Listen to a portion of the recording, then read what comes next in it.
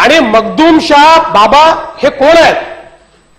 तर ज्यावेळेस इस्लाम या देशामध्ये आला त्यावेळी ज्यांनी पहिल्यांदा कुराण शरीफ काय असतं हे लोकांना ज्यांनी समजावून सांगितलं असे मखदूम शाह बाबा, त्यांच्या दर्ग्यावर 603 वेळा उर्सला मी गेलो. मी भाषणात सांगितलं की त्यावेळी मुस्लिम समाजाचे 500 धर्मगुरू आणि ज्यांना मुस्लिम समाजात अतिशय वरचा दर्जा आहे, मानाचं स्थान आहे, असे 500 मुस्लिम धर्मगुरू त्या ठिकाणी एकत्रित झाले आणि हजारो मुस्लिम बांधवांच्या समोर त्या ठिकाणी त्यांनी तिरंगा झेंडा फडकवून भारत माता की जयचे नारे दिले. आणि त्यामुळे मी सांगितलं की जे लोक भारत माता की जय हे मी म्हणणार नाही असं म्हणतात आणि जे लोक जाणीवपूर्वक त्याला एखाद्या विशिष्ट धर्माशी जोडण्याचा प्रयत्न करतात त्या लोकांच्या मनामध्ये काळाबेर आहे. या देशावर त्यांचा प्रेम नाही आहे. आणि याच्या पलीकडे जाऊन मी सांगितलं हिंदू, मुस्लिम, सिख, ईसाई कोणी असो या देशामध्ये भारत माता की जय म्हणायला कोणाचंही ऑब्जेक्शन नाही, सगळे समाज हे म्हणतात. आणि त्यामुळे काही लोकांना या देशामध्ये जाणीवपूर्वक विभाजन करायचं आहे आणि म्हणून अशा प्रकारे भारत माता की जय या मुद्द्याला वेगळ्या प्रकारे मांडण्याचा प्रयत्न या ठिकाणी चालला आहे. आणि ज्यांचं या देशावर प्रेम नाही आहे त्यांना या देशात राहायची जागा नाही आहे. कुठल्या धर्माचं नाव घेतलं, कुठल्या जातीचं नाव घेतलं?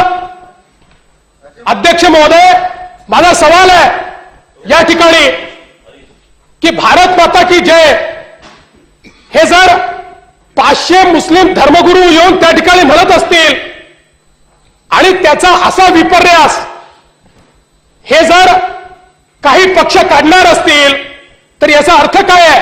याचा अर्थ हा आहे की या देशामध्ये एका विशिष्ट समाजाला तुम्ही प्रश्नचिन्ह त्याच्यावर उपस्थित करतात आणि त्याच्यामध्ये एक प्रकारे विभाजनाचं बीजारोपण हे तुम्ही या ठिकाणी करतात अध्यक्ष महोदय. आणि म्हणून जर माननीय विरोधी पक्षनेत्यांनी माझं पूर्ण भाषण ऐकलं असतं आणि काल त्याचं क्लॅरिफिकेशन देखील मी दिलं आणि क्लॅरिफिकेशन हे पोस्ट दिलेलं नाही, भाषणात काय बोललो ते संपूर्ण क्लॅरिफिकेशन दिलंय. आणि म्हणून एक गोष्ट आपण लक्षात घेतली पाहिजे, आपण वाघा बॉर्डरवर गेला असाल, कदाचित नसाल गेला तर जाऊन बघा. त्या वाघा बॉर्डरवर केवळ 2च नारे असतात, वंदे मातरम आणि भारत माता की जय. त्या वाघा बॉर्डरवर भारताच्या बाजूने बसलेला हिंदू आहे, मुसलमान आहे, ख्रिश्चन आहे का सिख आहे याचा विचार नसतो. जो सैनिक त्या ठिकाणी आहे त्या सैनिकाच्या मनामध्ये जात धर्म नसतो. तो प्रत्येक सैनिक त्या ठिकाणी भारत माता की जय म्हणतो. त्या ठिकाणचा भारताच्या बाजूचा प्रत्येक नागरिक हा भारत माता की जय म्हणतो. आणि मला या गोष्टीचा आनंद आहे, मला या गोष्टीचा विश्वास आहे. साहेब, ज्यावेळी राज्यसभेमध्ये आदरणीय जावेद अख्तर साहेबांनी भाषण केलं, काय भाषण केलं त्यांनी सांगितलं भारत माता की जय म्हणणं हा माझा अधिकार आहे आणि माझा अधिकार कोणी त्या ठिकाणी छिनून घेऊ शकत नाही, हे भाषण त्या ठिकाणी केलं. आणि म्हणून मी हेच सांगण्याचा प्रयत्न करतोय की हा धार्मिक मुद्दा नाहीये, कुठल्याही धर्माशी संबंधित नाहीये. खरं म्हणजे काही लोकांना या मुद्द्याला या ठिकाणी धरून जाणीवपूर्वक या देशामध्ये विभाजनाचं बीजारोपण करायचं आहे. तुम्ही विचार करा की ज्यावेळी भारत माता की जय या नाऱ्यावर अशा प्रकारे आपण या ठिकाणी प्रश्नचिन्ह उपस्थित करू, त्यावेळी त्या वाघा बॉर्डरवर लढणारा माझा जो सैनिक आहे, जो अनेक वर्ष झाले या ठिकाणी भारत माता की जय म्हणतो, त्याच्या मनावर काय त्या ठिकाणी परिणाम होईल? जे हजारो जे आमचे स्वतंत्र संग्राम सेनानी आहेत की जे भारत माता की जय म्हणत त्या ठिकाणी फाशीवर गेले, त्यांच्यावर काय परिणाम आहे? जे हजारो आमचे सैनिक भारत माता की जय म्हणत या ठिकाणी धारातीर्थी पडतात, त्यांच्यावर काय परिणाम आहे? आणि म्हणून अध्यक्ष महोदय, मी पुन्हा एकदा सांगतो की कुठल्याही प्रकारे अशा प्रकारचं विधान केलेलं नाही.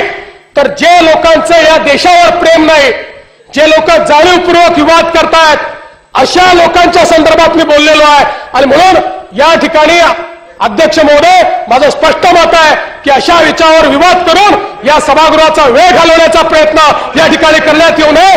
भारत माता की जय हे आम्ही कालही म्हटलं, आजही म्हणू, उद्या म्हणू आणि संपूर्ण भारत म्हणेल. अध्यक्ष महोदय या महाराष्ट्राचा मुख्यमंत्री आहे आणि अध्यक्ष महोदय संघामध्ये केवळ राष्ट्रवाद शिकवलाय मला, त्यामुळे अध्यक्ष महोदय त्याचा विषय आणण्याची आवश्यकता नाहीये. या ठिकाणी जे बोललो ते संविधान सम्मत बोललेलो आहे. या देशाच्या विरोधात जे लोक वागतात त्यांच्यावर बोललो आहे.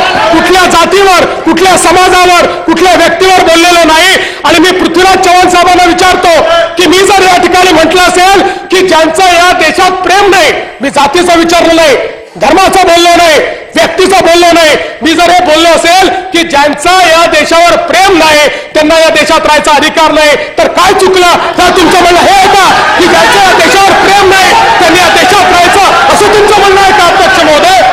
आणि त्यामुळे अध्यक्ष महोदय अतिशय चुकीचं या ठिकाणी कारण नसताना